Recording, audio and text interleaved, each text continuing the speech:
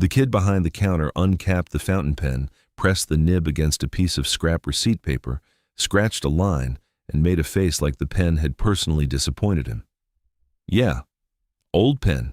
Doesn't even write right. I can do $25.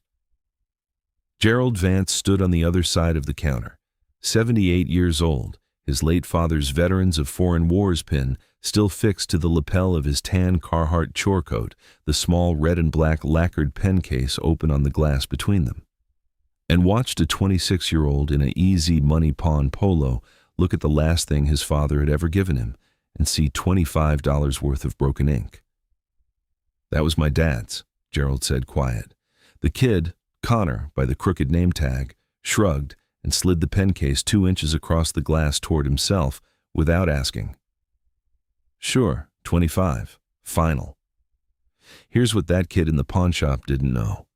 Here's what nobody in that shop knew. The big red and black marbled fountain pen Gerald Vance had just set down on that counter was worth $142,000. It was a 1924 Parker Duofold Senior, the model that collectors call the Big Red, one of the most iconic American pens ever made. And the presentation inscription engraved on the gold band, so fine it took a jeweler's loupe to read, said, "To Agent R. Vance, with the grateful thanks of the President. C. Coolidge, White House Christmas, 1926. This is the story of how Gerald Vance walked into Easy Money Pawn on a Monday morning in June with $1,900 of trouble in his head, and walked out with a piece of his father's life he'd never fully understood, and a piece of American history his family had been carrying around in a desk drawer for 98 years. Before I tell you what happened when the expert walked through that door, if stories like this mean something to you, hit subscribe. And tell us in the comments where you're watching from. We love seeing how far these stories travel. Now let me tell you about Gerald. Gerald Lee Vance was born in 1946 in Alpena, Michigan. His father was Ray Vance, Raymond Charles Vance, born 1898, died 1977.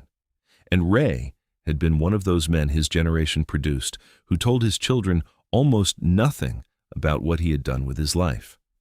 Ray had worked the last 26 years of his career as a claims adjuster for State Farm in Alpena. Before that, as far as Gerald had ever known, his father had worked for the federal government. When Gerald, as a small boy, had asked what that meant, Ray had smiled and said, "Paperwork, son, a lot of paperwork." And that was the end of the conversation. Gerald had graduated Alpena High in 1964, enlisted in the Navy, spent 6 years as a radio man, came home in 1970, and spent 38 years as a foreman at the Alpena cement plant, married Caroline in 1972, raised one daughter, Sarah, now 50 and living in Grand Rapids. Caroline died in 2019 of a stroke. Sarah called every Sunday, visited twice a year. Ray Vance had been a quiet man, not unkind, not cold, just quiet.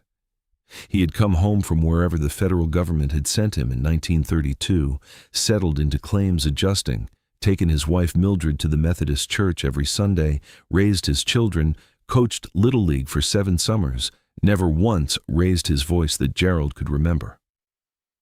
Ray did not drink. Ray did not curse. Ray did not tell stories. At Christmas dinner, he would sit at the head of the table and carve the turkey and ask his children about their schoolwork and listen to Mildred's sisters gossip. And when the meal was done, he would go out to the back porch and sit in a wicker chair with his hands folded on his lap and watch the sky until it was full dark. Gerald had asked him once when Gerald was 14 whether Ray had ever been in the war. Ray had shaken his head. "Too old for the first, too old for the second. I served in a different way, son. Paperwork." That word again. Paperwork. What Gerald had not known, what Gerald had spent 57 years not knowing, was that his quiet father had stood in a farmhouse doorway in Vermont at 2:47 in the morning on August 3rd, 1923, and watched a man become President of the United States by oil lamp. That his quiet father had stood on the White House lawn in December 1926 and received a fountain pen from the hand of Calvin Coolidge. That his quiet father had, at some point during the 10 years Gerald knew nothing about, carried a service revolver and a badge and put his life between the leader of a free country and whatever was coming. Gerald had been proud of his father his whole life for the quiet. He had not known the quiet was hiding anything. The problem was the roof. A windstorm in late April had peeled 2 rows of shingles off the backside of Gerald's 1964 ranch on Chisholm Street. The tarp he'd rigged had held through May. A second storm in early June tore the tarp loose and soaked the insulation in the back bedroom. The estimate from Bayport Roofing was $1,900 for the repair and new shingles across the whole back slope. Another storm was due Friday. Gerald's Navy pension was $1,240 a month. His cement plant pension was $1,680. Social Security added $2,080. But the property taxes on the ranch ran $3,400 a year. His Medicare supplement was $214 a month. Caroline's unpaid medical bills from 2019 were still being chipped away at $180 a month to Alpena Regional, and the truck insurance plus the house insurance plus groceries and propane left him with maybe $200 a month. He did not have $1,900. He could have called Sarah. Sarah was a middle school teacher, divorced, raising 2 boys on her own in Grand Rapids on $48,000 a year. Gerald had not asked his daughter for $1 since 1987, and he was not going to start over a roof. For 6 days, he watched the weather forecast and prayed about a rain that did not come. On the 7th morning, Monday, he went to the small pine desk that had been his father's and had stood in the corner of Gerald's bedroom since 1977, and he opened the bottom drawer. The pen case was in the back of the drawer, under a folded American flag that had been draped over his father's coffin. The case was red leather, darker red than the pen, with a black interior lining and a small gold hasp. Inside the case, nestled in a shaped bed of red velvet, was the Parker pen, a fat cigar-shaped barrel, marbled orange, red, and black, a gold-filled cap with a flat top, a gold pocket clip shaped like an arrow, and a large 14-karat gold nib stamped Parker Duofold. Gerald's father had given him the pen on Gerald's 21st birthday in 1967. Gerald had been home on leave from the Navy. Ray had taken him out to the back porch, handed him the case, and said, "This was given to me a long time ago for doing my job. I want you to have it now." Gerald had opened the case. He had held the pen. He had thanked his father. He had asked his father who had given it to him. Ray had looked out across the yard toward the Thunder Bay water beyond the trees and said, "Fella I worked for, son. A good man. Long time ago." That had been all. Gerald had put the pen in the case in the drawer and had taken it out maybe twice in 57 years, once when Sarah was 8 and had wanted to see Grandpa's special pen, and once in 2019 when he had sat at his father's desk after Caroline's funeral and held the case on his lap for an hour without opening it. Now he sat at his Formica kitchen table with the pen case in front of him and the Bayport Roofing estimate 3 inches from his coffee mug, and he did something he'd sworn he would never do. He drove his 2001 Silverado into town. The Silverado had made it into town on 3/4 of a tank of gas and a prayer. US 23 between Alpena and the strip mall was 12 miles, and Gerald had driven it at 50 miles an hour with his blinker on for most of the trip because the traffic behind him made him nervous. He pulled into the Easy Money Pond parking lot at 9:08. He sat in the truck with the red leather case on the seat beside him. He put his hand on the case. He had made promises in his life. He had kept most of them. He had promised Caroline at the Methodist Church on Chisholm Street in 1972, and he had kept that promise for 47 years. He had promised himself at his father's graveside in 1977 that he would be a better father than Ray had been, more present, more talking, more telling his own children the things fathers are supposed to tell their children. He had tried. He thought he had mostly succeeded.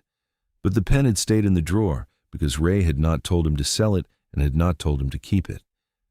Ray had just given it to him and said a good man gave it to me for doing my job. Gerald took the case in both hands and went inside. E's Money Pawn sat on US 23 between a Big B Coffee and a Little Caesars in a strip mall that had been a Kmart in the 1980s. The bell over the door jangled as Gerald stepped inside. Connor didn't look up for 11 seconds. "Yeah, help you?" "I've got a fountain pen, family piece. Was wondering what you might—" "Let's see it." Gerald unlatched the small gold hasp and opened the case. Connor glanced at it, glanced at his phone, glanced back. "Okay, pen." He picked the Parker up out of the velvet by the cap, uncapped it one-handed, set the cap down on the glass upside down. He pressed the nib against a scrap of receipt paper beside his register. The ink didn't flow. He scratched harder. A thin, uneven line came through, skipping. "Yeah, doesn't write. Old, broken, fancy-looking but broken. We get these. Estate sales, grandpas, whatever. I can do 25, maybe 30 if it had a matching pencil. 25. It just needs ink, son. Hasn't been filled in decades. Whatever, man. I can't sell it as a writing pen. I can sell it as a decoration, maybe. And decoration pens don't move around here." Connor snapped his gum. He was recapping the pen now, hard, twisting the cap down so the threads bit. Gerald heard a small metallic click and felt something tighten in his chest. "Could you just, please, set it back in the case, son, please?" "It's a pen, Pops." Connor held it up between two fingers, examined the marbling, wrinkled his nose. "Honestly, 20. I said 25, but looking at it again, honestly, 20. He tossed the pen, not high, 6 inches, back into the velvet bed. It landed at an angle with the nib pointing toward the case hinge. Gerald's hand, the one resting on the counter, had begun to shake. He pressed it flat against the glass. He thought about the roof. He thought about the back bedroom where Caroline had slept the last 3 months of her life. He thought about his father on the back porch in 1967, handing him the case. He did not pick up the pen. He did not say yes. He did not say no. He stood there with both hands flat on the glass and his mouth closed tight, because the only other thing he could do was cry in front of a 26-year-old, and Gerald Vance had not cried in front of another human being since his father's funeral in 1977. The bell over the door jangled again. A woman came in, 55 maybe, short silver and black hair, dark-rimmed glasses on a beaded chain, a dove-gray raincoat over a black turtleneck. Tall, lean, a small leather-bound journal in her right hand and a brown leather messenger bag slung across her chest.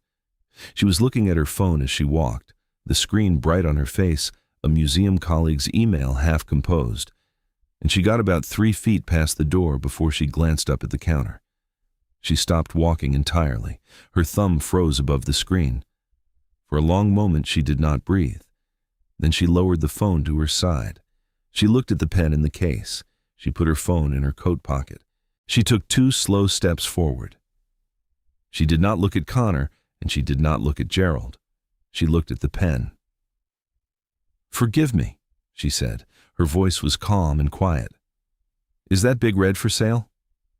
Connor shrugged. $20. You want it?" The woman finally turned her head, and Gerald saw something come into her face that he had not seen on another person in years. The face of someone who has spent a career waiting for a specific moment and has just walked into it. "Ma'am?" Gerald said. She looked at him. "Sir, my name is Dr. Evelyn Hartwick. I am the curator of American Decorative Arts at the Henry Ford Museum in Dearborn. I also consult for the Parker Pen Company Archive and for Bonham's Writing Instruments Department in New York. I drove up to Alpena this morning for a talk at the Besser Museum. I stopped in here to look for vintage cameras, which is a private hobby of mine. Would you permit me to examine the pen?" Gerald found his voice. "You're asking me?" "It's yours, isn't it?" "Yes, ma'am." "Then yes, sir. I'm asking you." Connor laughed once, a short, dry laugh. "Lady, it's a $20 broken pen." Dr. Hartwick did not look at him. She set her messenger bag on the counter, opened it, and drew out a pair of folded white cotton archival gloves, a 10 times jeweler's loop in a little brass tube, a small LED maglite, a soft ox hair artist's brush, and a leather notebook. She pulled the gloves on finger by finger. "May I?" Gerald nodded. "Doctor."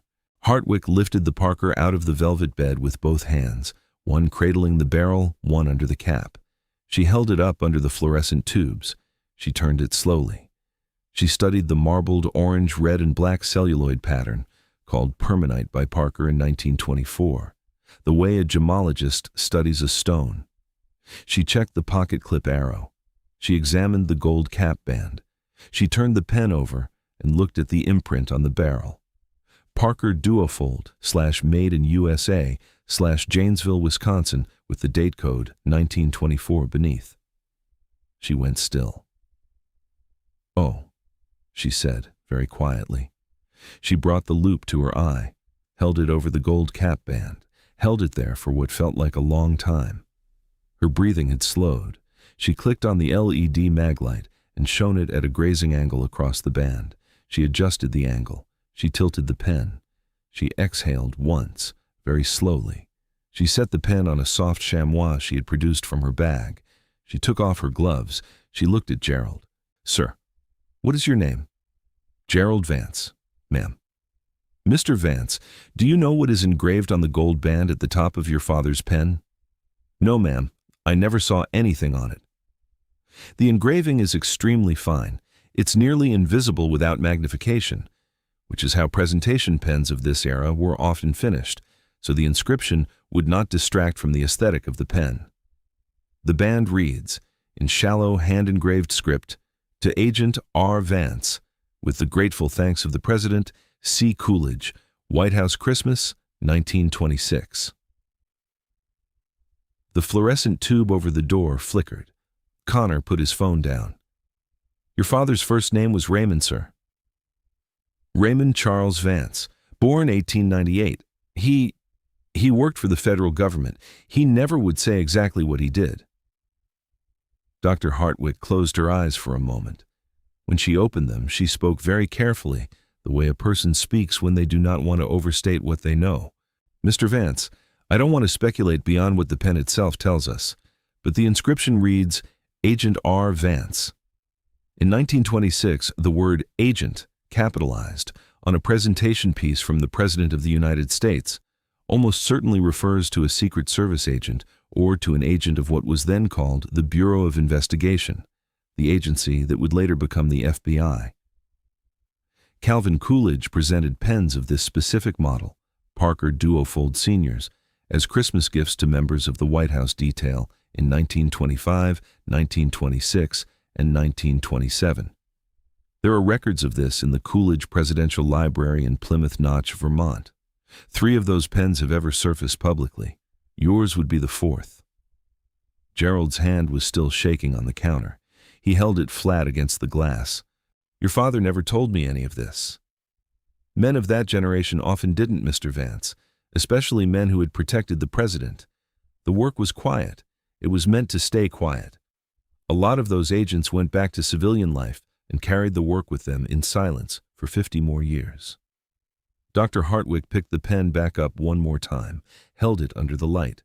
"There's something else, sir. The 1924 Parker Duofold Senior in this permanite color pattern, the collectors call it the Big Red, is one of the most sought-after American fountain pens in the world. A Duofold Senior in excellent unrestored condition, with its original presentation case and the original nib and feed intact, is worth between $4,000 and $6,000 in the current collector market. A presidential presentation Duofold, with documented provenance and a Coolidge inscription, is a museum-grade piece. At auction through Bonham's writing instrument sale, with documentation from the Coolidge Library, I would expect this pen to bring between $120,000 and $175,000. Conservative estimate, $142,000. Nobody in the shop spoke. The fluorescent tube buzzed overhead. Connor cleared his throat. I was going to say 50. I meant 50. Gerald didn't look at him. He was looking at the pen on the chamois. And for a moment, he was not in a pawn shop on US 23 in the year 2024. He was 8 years old. It was 1954. His father was sitting at the small pine desk in the corner of the dining room writing a letter, the Parker pen moving across the paper in a hand Gerald would later recognize as elegant and old-fashioned and trained. And Gerald had asked his father what he was writing, and his father had said, "Just a letter to an old friend, son." And Gerald had asked who, and Ray had looked up from the paper and smiled and said, "Nobody you'd know, Jerry, just an old friend." Gerald came back to the shop. The expert was holding out a business card. "Mr. Vance, take your time. Take all the time you need. But please, sir, do not leave this pen in a pawn shop." Gerald closed the lid of the small red leather case over the Parker pen, latched the gold hasp, tucked the case into the inside pocket of his Carhartt coat. He nodded once at Dr. Hartwick and walked out past Connor without a word. In the parking lot, sitting in his Silverado with the rain just starting on the windshield, Gerald Vance cried for the first time since 1977. He called Sarah that night. He told her the whole story. Sarah drove up from Grand Rapids at 5 the next morning, got to his kitchen by 10, and the two of them sat at the Formica table with the red leather case between them while the coffee went cold. Sarah, who had never known her grandfather except as a quiet old man who had died when she was 3, cried for 20 minutes. Then she picked up Gerald's phone and called Dr. Hartwick. 3 weeks later, the Coolidge Presidential Library confirmed what Dr. Hartwick had suspected from the moment she read the inscription. Raymond Charles Vance had been a Secret Service agent from 1922 to 1932. He had served on the White House detail during the Coolidge administration. He had been one of the 4 agents on the platform with Coolidge the night of August 3, 1923, when Coolidge was sworn in as president by his own father in the farmhouse parlor in Plymouth Notch, Vermont, after Harding's sudden death. Ray Vance's name was in the Secret Service detail log for that night. The Coolidge Library had a photograph of the farmhouse parlor, with Ray Vance standing in the doorway behind the oil lamp. Gerald had never seen that photograph before. He was 67 years old, and it was the first photograph he had ever seen of his father, doing the work his father had done. The Coolidge Presidential Library arranged a private loan and display agreement. The pen in the original presentation case went to Plymouth Notch for a 99-year family loan, with a dedicated display in the visitor center alongside the detail log and the August 1923 photograph. The library paid Gerald $138,000 for the loan arrangement. The placard under the pen read, "Parker Duofold Sr., Big Red Fountain Pen, 1924, presented by President Calvin Coolidge to Special Agent Raymond C. Vance, United States Secret Service, Christmas 1926. Agent Vance served on the White House detail 1922 to 1932 and was present at the Homestead inauguration of August 3, 1923. On loan from the family of Raymond C. Vance, Alpena, Michigan." Sarah drove her father up to Plymouth Notch for the dedication in September. Gerald wore the same navy suit he'd worn to Caroline's funeral. He stood in front of the case for a long time without saying anything. Then he put his hand on the glass where the photograph was mounted, and he spoke to his father for the first time in 47 years. "I didn't know, Dad," he said, quiet enough that Sarah had to lean in to hear him. "I wish I'd known. I would have been proud of you sooner." The library's director met them at the door of the homestead.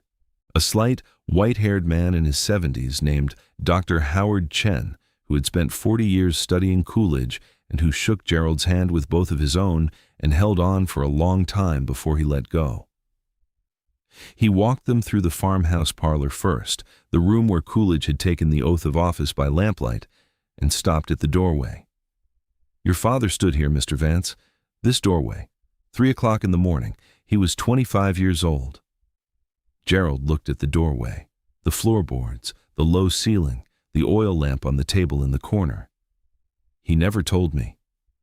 "I know he didn't, sir. None of them did. That was the understanding." Sarah put her arm around his shoulder and did not say anything because there was nothing to say. Gerald paid off the roof. He paid the property taxes 2 years forward. He paid off the last of Caroline's medical bills at Alpena Regional, and he drove to the hospital and gave the payment to the billing office in person and thanked the woman at the counter who had been patient with him for 4.5 years. He sent Sarah $30,000 with a note that said for the boys, and Sarah called him crying at 10 that night, and Gerald had to hang up because he didn't trust himself. He bought Caroline a new headstone with her full name and a line under it that read, "Wife, Mother." She made a good home. He bought a small plot next to hers and paid for his own marker, pre-engraved, except for the final date. Gerald hired a local contractor, a man named Dale Ruthers, who had been his neighbor for 26 years and had always been honest with him, to replace not just the damaged backslope, but the entire roof. Dale gave him the friends and neighbors rate. The work took 4 days in mid-July. The Alpena News ran the story on a Sunday. The Detroit Free Press picked it up. A producer from a History Channel called. Gerald did not call them back. A letter came to his post office box in October. It was from an 81-year-old woman named Ellen Preston in Burlington, Vermont. Her father, Walter Preston, had also been a Secret Service agent on the Coolidge White House detail. Walter and Ray Vance had worked the same shift for 3 years. Walter had died in 1982 and had never told Ellen any stories either. She had seen the Detroit Free Press pickup online, and she had cried. She wrote that her father's presentation pen, a Duofold Senior 1925 inscription, was still in her possession in a drawer, and she had never known what it was. Gerald wrote her back that afternoon. He sent her Dr. Hartwick's card. Ellen Preston's pen went to the Coolidge Library 3 months later. And the next Tuesday morning, back home in Alpena, Gerald sat down at the counter at Tippy's Diner on State Street with his 2 oldest friends, Bernie Strick and Walt Pomeroy, the way he had every Tuesday for 41 years. Bernie looked at him over the rim of his coffee cup. "Heard you made the Free Press, Jerry." "Heard that." "Coolidge, huh?" "Coolidge." Walt shook his head. $25. $25, Gerald agreed. The 3 of them laughed, the quiet, chest-deep laugh of old men who have lived long enough to know that the world rarely sees what matters, and that sometimes, if you wait long enough, it finally does. A kid in a pawn shop looked at that pen and said, $25. He didn't know. They never do. If stories like this mean something to you, hit subscribe, and tell us in the comments where you're watching from. We love seeing how far these stories travel, because some things have hidden worth,